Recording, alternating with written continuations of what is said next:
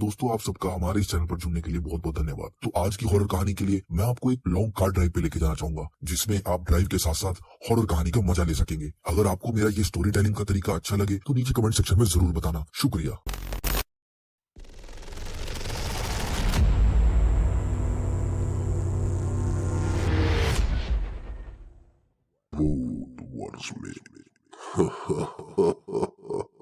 रजत, नमन और एल्बर्ट अपनी photography trip पे जंगल की ओर निकले।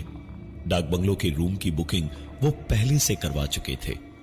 वहां सारा सामान रखकर नहा धोकर तीनों घने जंगल की ओर चले गए, जहां से लौटते वक्त देर शाम हो चुकी थी।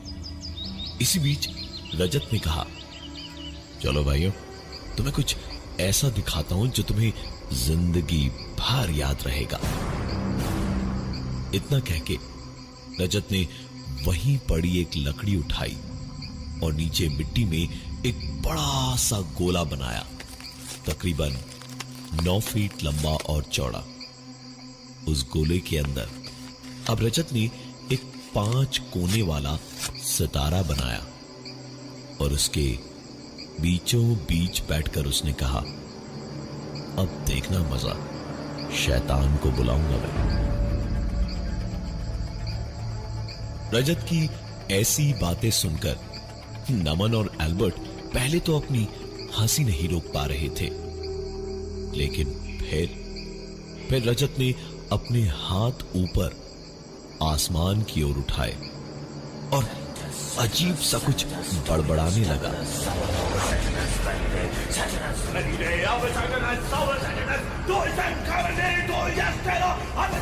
रजत देखते ही देखते थोड़ी देर में पागल सा होने लगा।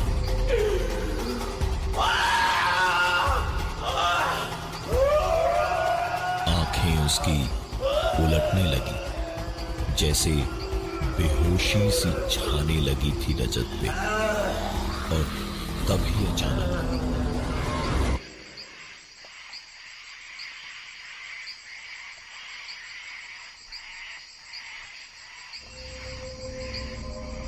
रजत जैसे बैठे बैठे घुटनों के बल ही सो गया था। सर और कंधे उसके झुक गए थे। उसकी आवाज भी बदल गई थी और हल्की दबी हुई आवाज में रजत इस वक्त किसी गुस्सैल जानवर की तरह गुर्रा रहा था।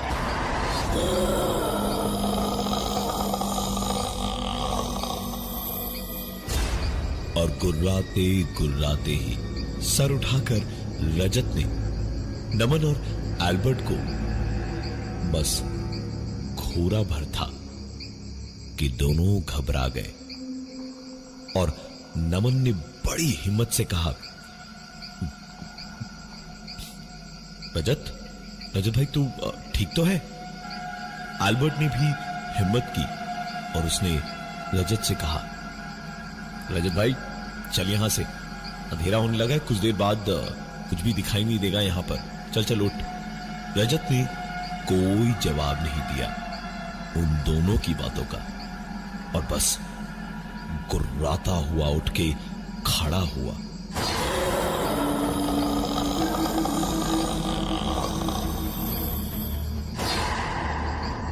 और दोनों की ओर एक एक करके देखा और गुर्राता रहा।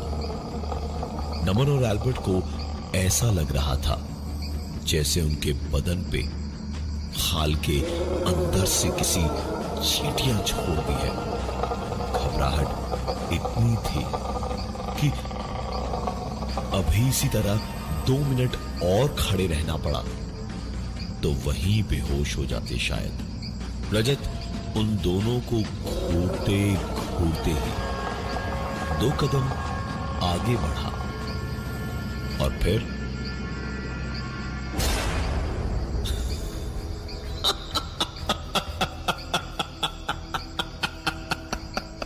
अबे तुम दोनों कितने फट्टू हो यार। इतने से मजाक पे ऐसे, ओ माय गॉड, ऐसा बुरा हाल, चेहरे देख लो, ऐसा लगेगा जैसे किसी ने खून सोख लिया है बदन से। अरे मजाक कर रहा था यार, चलो यहां से। ऐसे मजाक की उम्मीद किसी को भी नहीं थी, इसलिए दोनों थोड़े घबरा से गए थे। लेकिन रजत ने तो मजाक ही किया था, उसे क्या फर्क पड़ना था।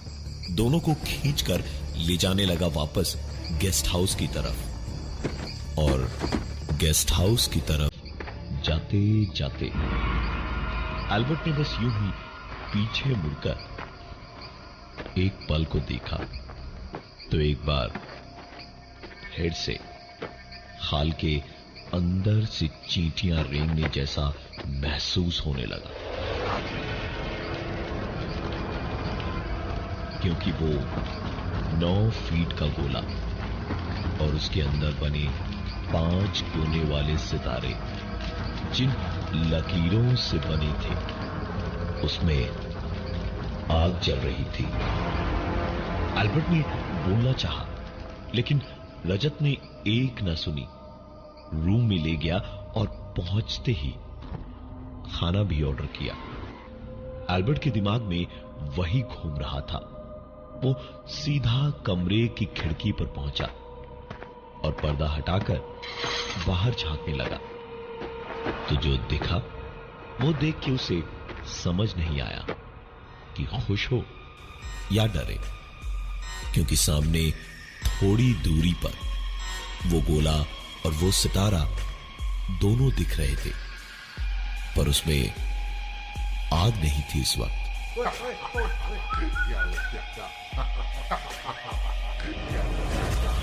आवाज सुन के एल्बर्ट पलटा तो देखा नमन एक कोने में डरा हुआ खड़ा था और पलंग पे रजत जंगल की तरह ही गुर्रा रहा था।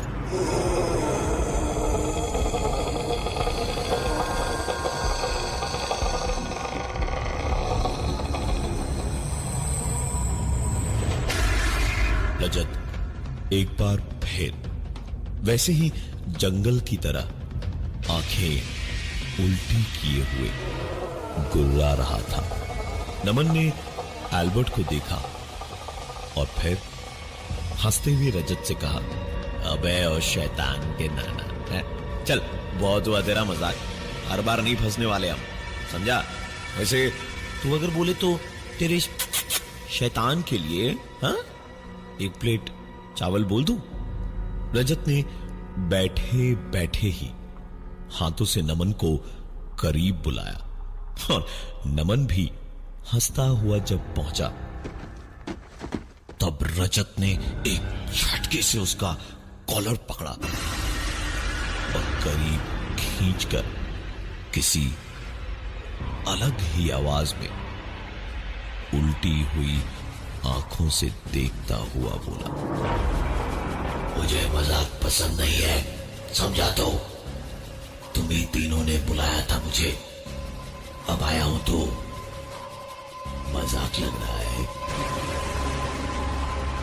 एल्बर्ट और नमन को लगा कि रजत फिर मजाक कर रहा है, लेकिन ये देखने के बाद और कुछ देखना बाकी नहीं रह गया था।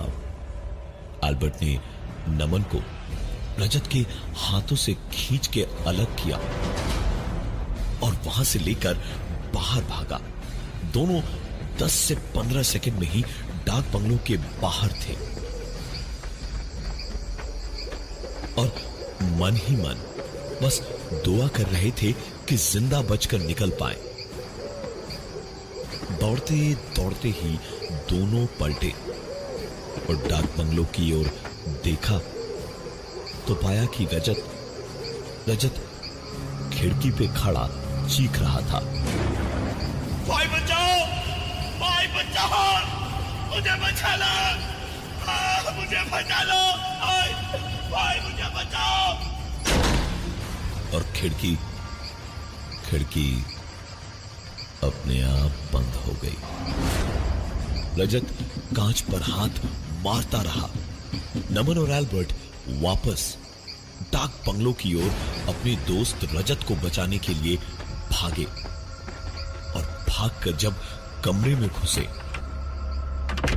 तो कमरे में रजत कहीं नहीं था। बाथरूम देखा, रजत वहां भी नहीं था। इधर उधर हर जगह छान मारा, लेकिन रजत कहीं दिखाई नहीं दिया। नमन और एल्बर्ट वहां से बाहर भागे और बाहर निकलते ही अंधेरे में कुछ ही दूरी पर जहां रजत ने वो गोला बनाया था, वहीं दूर से बैठा हुआ दिखाई दिया। नमन और एल्बर्ट की जान में जान आई। रजत को सही सलामत देख के और दोनों उसकी ओर दौड़े, लेकिन पास पहुंचने के बाद उन्होंने देखा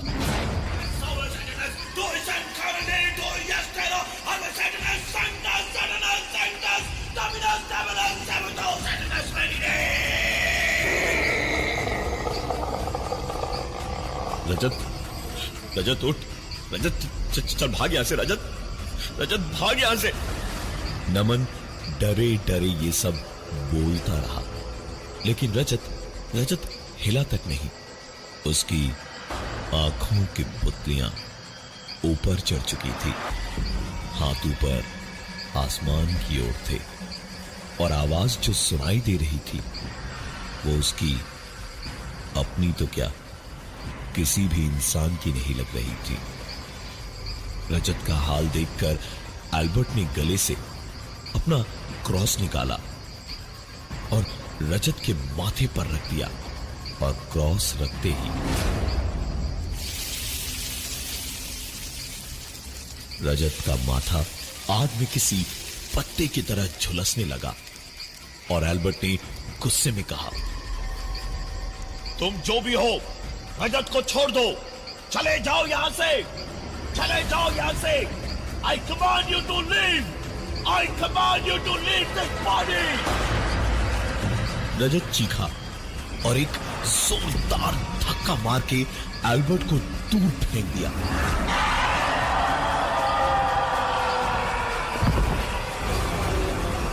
नमन और एल्बर्ट फटी आंखों से रजत को देखे जा रहे थे।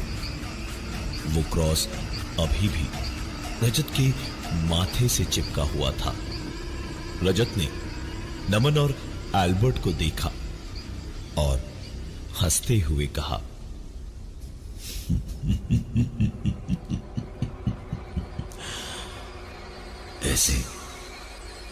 ऐसे नहीं जाऊंगा मैं, समझे? इतनी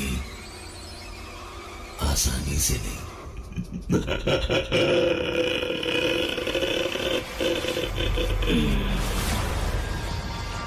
रजत ने अपनी पॉकेट से एक ब्लेड निकाला।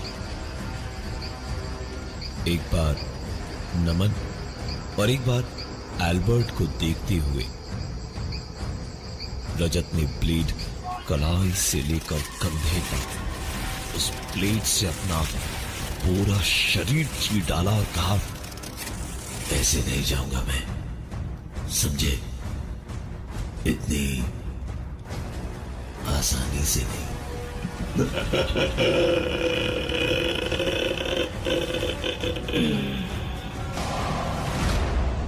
देखते ही देखते एल्बर्ट और नमन के सामने रजत बेहोश हो गया।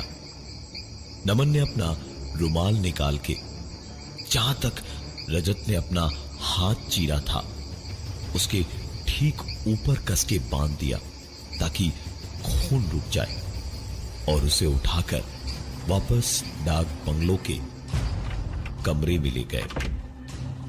कमरे में वापस पहुंचकर नमन ने रजत का बैग खोला तो उसमें से एक किताब निकली जिसमें रजत के बनाए गोले और उसमें 5 कोने वाले सितारे से शैतान को बुलाने का तरीका लिखा था। और उसे किताब में शैतान को वापस भेजने का तरीका भी लिखा था। इसके लिए उन्हें चाहिए था थोड़ा मोम और एक आईना। आईना तो कमरे में था, उसे निकाल के नमन ने जमीन पर रखा। जंगल में जरूरत पड़ेगी, यही सोचकर वो कैंडल का पैकेट भी लाया था, जो काम आ ही गया। मोमबत्तियां निकाल के पहले तो उन्हें पिघलाया और फिर उनके 3 गोले बनाकर नमन ने अपना, रजत और एल्बर्ट का नाम उन पे लिखकर उस आईने के चारों ओर रख दिए और फिर जो भी उस किताब में लिखा था उसे धीमी धीमी आवाज में पढ़ना शुरू किया। और फिर एल्बर्ट ने रजत का नाम जिस मोम के टुकड़े पर लिखा था उसे उठाकर आईने के बीचों बीच चिपका दिया और अब किताब की लिखावट जोर जोर से पढ़ने लगा।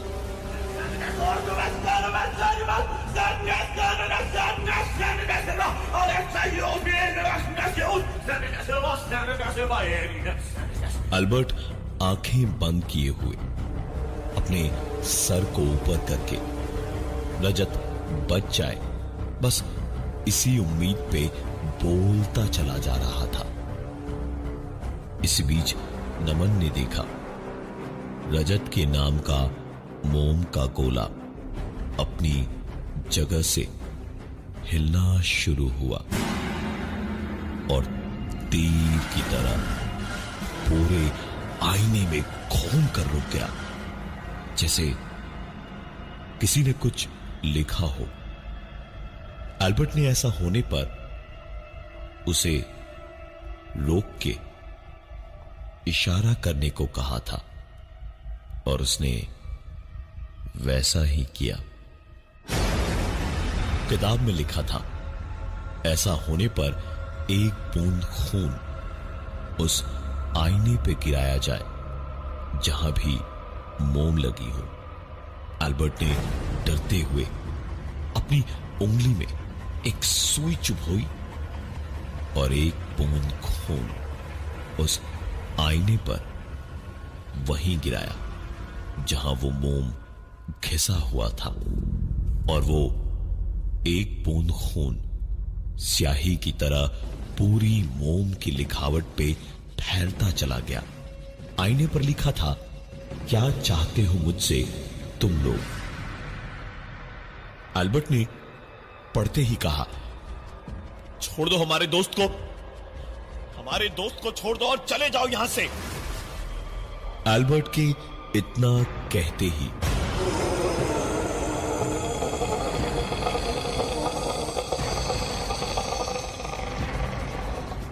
रजत एक बार फिर उठ के बैठ गया और गुर्राने लगा। एल्बर्ट दोबारा चिल्लाया, छोड़ दो हमारे दोस्त को, चले जाओ यहां से। इस पर रजत एल्बर्ट के पीछे बैठे बैठे ही उसी अजीब सी आवाज में बोला, चला जाऊंगा लेकिन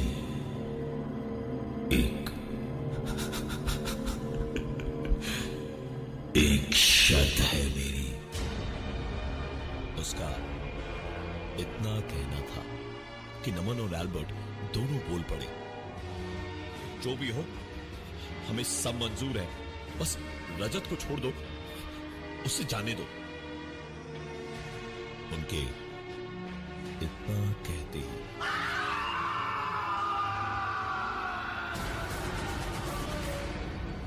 रजत के गले से एक भयानक दर्द भरी तेज चीख पूरे जंगल में गूंजी और फिर रजत बेहोशी से जागते हुए बोला, अरे तुम दोनों इतने परेशान क्यों लग रहे हो? अच्छा, तो मतलब अब ऐसे आईना वाइना सजा के मुझे डराने की कोशिश हो रही है, हाँ? रात भर इतना कुछ हुआ था, अब बस 1 घंटा ही बचा था उजाला होने में। रजत कमजोरी की वजह से वापस सो चुका था और नमन और एल्बर्ट उजाला होने का इंतजार कर रहे थे ताकि तुरंत वहां से निकल पाए, और उन्होंने वैसा ही किया भी। उजाला होते ही नमन ने कहा, चल एल्बर्ट, तू चेकआउट कर ले, मैं गाड़ी स्टार्ट करके रजत को लेकर बस आता ही हूं। एल्बर्ट भी तुरंत उठकर गाड़ी स्टार्ट करने दौड़ा। इधर नमन ने रजत को उठाया, पानी की बोतल बैग में भरी और बैग्स और रजत को लेकर गाड़ी में पहुंच के बैठा। एल्बर्ट ने गाड़ी स्टार्ट की और बहुत तेज चलाने लगा। गाड़ी कुछ आगे पहुंची ही थी कि एल्बर्ट ने रियर व्यू में पीछे डाक बंगलों की ओर देखा और देखते ही गाड़ी रोक दी, क्योंकि रियर व्यू मिरर में एल्बर्ट खुद को देख पा रहा था, हाथ हिलाकर अलविदा कहते हुए। एल्बर्ट ने गाड़ी से नीचे उतरकर बाहर निकल के देखा, पीछे वहां कोई नहीं था। अपना वहम मानते हुए उसने गाड़ी स्टार्ट की और सीधे शहर की ओर गाड़ी स्पीड में दौड़ाने लगा। जब फोन उठाया तो डाक बंगलों से था। उधर से एक आवाज ने पूरी बात बताई। सर, वो मैं डाक बंगलों से बोल रहा था। आप लोगों ने अभी अभी चेकआउट किया, पर आप लोग अपना कैमरा और फोटोग्राफी का सामान वाला बैग यहीं भूल गए हैं। ये सुनकर एल्बर्ट अपनी किस्मत पर रोता हुआ माथा पीटता रह गया। कैमरा और उन तीनों के फोटोग्राफी के पूरे सामान के बैग की कीमत तकरीबन 3 से 4 लाख रुपए रही होगी।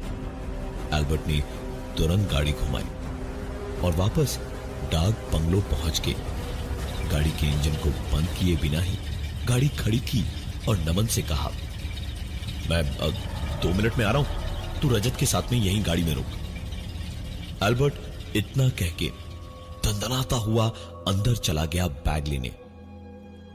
नमन बैठा रहा। रजत इतना थका हुआ था कि वो गाड़ी में सो चुका था। 5 मिनट हुए, फिर 10, फिर 15। उसके बाद नमन ने एल्बर्ट को फोन पे फोन किया तो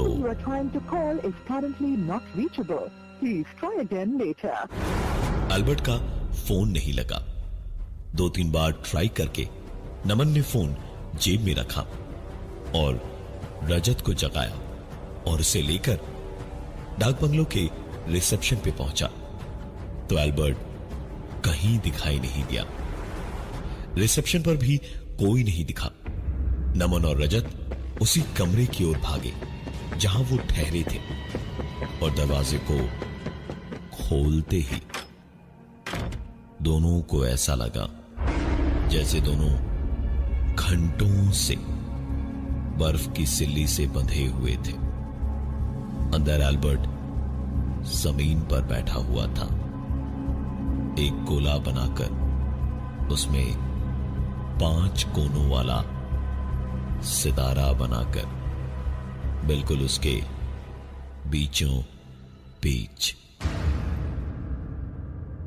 एल्बर्ट की आंखों की पुतलियां ऊपर चढ़ चुकी थी, हाथ ऊपर आसमान की ओर उठाए हुए थे और एक हाथ में ब्लेड था। नमन ने इस पूरे वक्त सब कुछ देखा था। तुरंत उछलकर आईने के पास पहुंचा और किताब से पढ़ते पढ़ते एल्बर्ट का नाम वाला मोम का गोला आईने के ऊपर रख के कहा, छोड़ दो हमारे दोस्त को, चले जाओ यहां से। इस बार ना तो मोम का गोला घूमा, न एक बूंद खून बहा और ना ही कुछ और हुआ।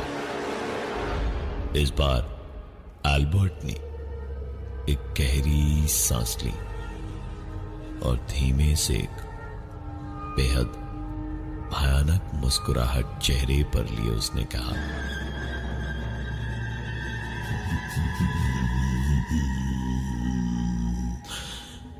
चला जाऊंगा, लेकिन एक शर्त है मेरी।